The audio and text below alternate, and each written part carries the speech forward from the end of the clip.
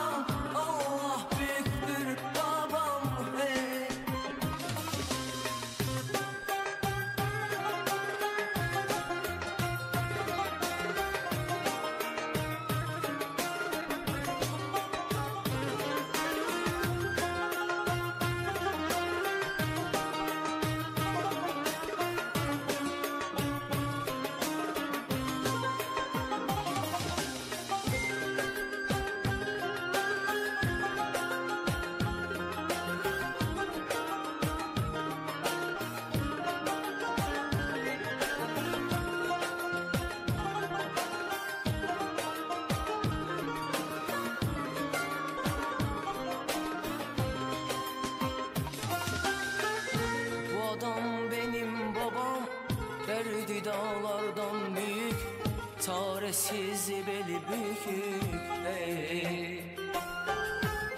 Bu adam benim babam. Derdi dağlardan büyük, çaresiz beli bükük, hey. Bir gün olsun görmemiş, rahat nedir bilmemiş, gözyaşını silmemiş. Bir lokma ekmek için kimseye eğilmemiş. Bu adam benim babam.